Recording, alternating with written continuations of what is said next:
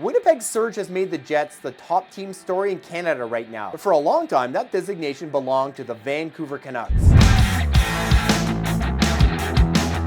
We're halfway home, hockey fans, and today on the Sportsnet Power Rankings we are highlighting the best stories at the midway point of the NHL season. 20 games ago, at the quarter mark, the Winnipeg Jets were a very positive story. But my goodness, 8 weeks later, the Jets' performance just might be the top headline in the entire league. Before we talk about this season, let's just do a quick and dirty Jets backstory. This is a squad that stumbled into the playoffs last season, lost in 5 feeble games, got ripped on the way out by head coach Rick Bowness, and traded Pierre-Luc Dubois in the summer. We thought the Jets might also be trading Connor Hellebuyck and Mark Scheifele as they entered the final year of their contract. But the day before the season began, the club announced twin extensions for the homegrown studs. As it turned out, that was a harbinger of very good things to come. Even in season though, Winnipeg endured some hardship, losing sniper Kyle Connor to a knee injury in mid-December. But nothing has been able to stop this squad, which is getting fantastic goaltending, point per game production from Mark Scheifele,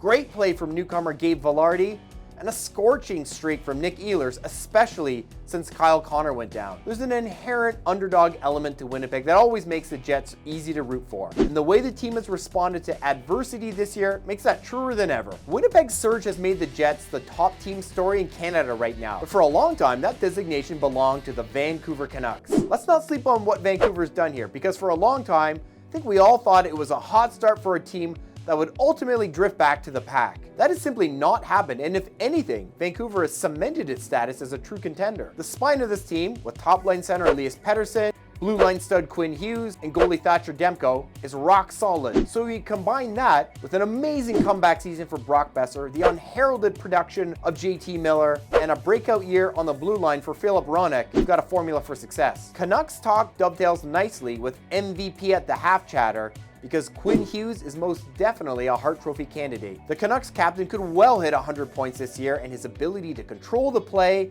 and break the puck out of Vancouver's zone is absolutely incredible. Hughes' play is just part of a wide open MVP race right now. Past winner Nikita Kucherov has certainly thrown his hat in the ring with his amazing play, and with the Edmonton Oilers back in the thick of the playoff race, would anybody count out Connor McDavid going crazy in the second half of the year and claiming his 4th MVP? A third past winner, Austin Matthews, is scoring goals at an incredible rate, while a guy who was just nudged for the award in 2018, Nathan MacKinnon, could get his hands on the Hart 6 years after he was runner-up to Taylor Hall. Hey, McKinnon's teammate Cale Makar has been every bit as good as Hughes, so this award is definitely up for grabs. Everything we've talked about so far is a positive story, but we've got to talk about the bummer that is Connor Bedard's injury. The 18-year-old was having a fantastic rookie season before having his jaw fractured last week in New Jersey. Bedard had a great chance at 30 goals and 75 points, playing on a Chicago team bereft of talent, and he was truly a nightly pleasure to watch.